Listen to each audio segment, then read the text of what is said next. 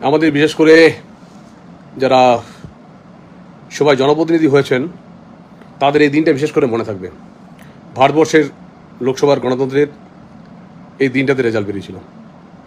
আজকে ঠিক বিষ্ণুপুরে 10:40, যে 10:40 আমি জাস্ট জয়ী সার্টিফিকেট নিয়ে সাংসদ হয়ে, তৃতীয়বার সাংসদ হয়ে বেরোচ্ছি, ঠিক এই সময় 10:40 বাজলো। আমি ধন্যবাদ জানাবো ভারতীয় জনতা পার্টির সেই সমস্ত কর্মীকে যারা বুথে থেকে লড়াই করেছিলেন। আমি ধন্যবাদ জানাবো আমি সেই সমস্ত লিডারকে যারা আজকে বিষ্ণুপুর লোকসভায় কাউন্টিংয়ে ছিলেন। আমি ধন্যবাদ জানাবো আমার পরিবারের সকলকে এবং পারমিতাকে। আজ বিকেল 4টের মধ্যে আমার বিষ্ণুপুর লোকসভার রেজাল্ট হয়ে গেছিল, কিন্তু তা সত্ত্বেও 6 ঘন্টা আমাকে কোনো মতে সার্টিফিকেট দেওয়া হলো না। এই দিনটা আমার কাছে এক চিরস্মরণীয়, কারণ রাজনীতিতে আমি অনেকবার লড়েছি, অনেকবার জিতেছি, কিন্তু বিশ্বাস করুন বিষ্ণুপুরে সেদিন কাউন্টিংয়ে যে মহিলারা আমার সাথ দিয়েছিলেন, যে সমস্ত কর্মীরা সাথ দিয়েছিলেন, তাদের প্রত্যেককে আমার নমস্কার।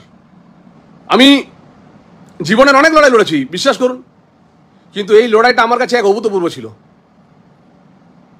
এই লড়াইটা আমার জীবনের যতদিন রাজনীতি করেছি বা নিজের জীবনে দাঁড়িয়েছি সেই মান সম্মানের লড়াই। আমি বিষ্ণুপুরের সেই সমস্ত মানুষকে ধন্যবাদ জানাবো, আমার বড়জোড়ার সেই সমস্ত মানুষকে ধন্যবাদ জানাবো। আমি ধন্যবাদ জানাবো সোনামুখী, ইন্দাস, কতুলপুর বিধানসভা, ওন্দা বিধানসভার, যে তারা পুরো সাথ দিয়েছিলেন। আর কাউন্টিং এজেন্টদেরকে তো আমি অসংখ্য ধন্যবাদ। আমি শুধু একটা কথাই বলি, লোকসভা জেতার পর আপনারা দেখেছেন লোকসভায় প্রত্যেকটা কাজ তুলে ধরেছি।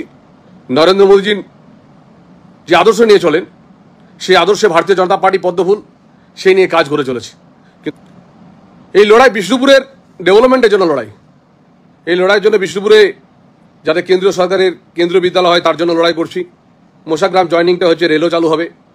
জয়রামবাটি রেল লাইন কাজ কমপ্লিট হয়ে গেছে, ওখানেও ট্রেন চালু হবে। বিষ্ণুপুর স্টেশনকে মডেল স্টেশন সুন্দর করে হচ্ছে, দেখে নিতে পারেন।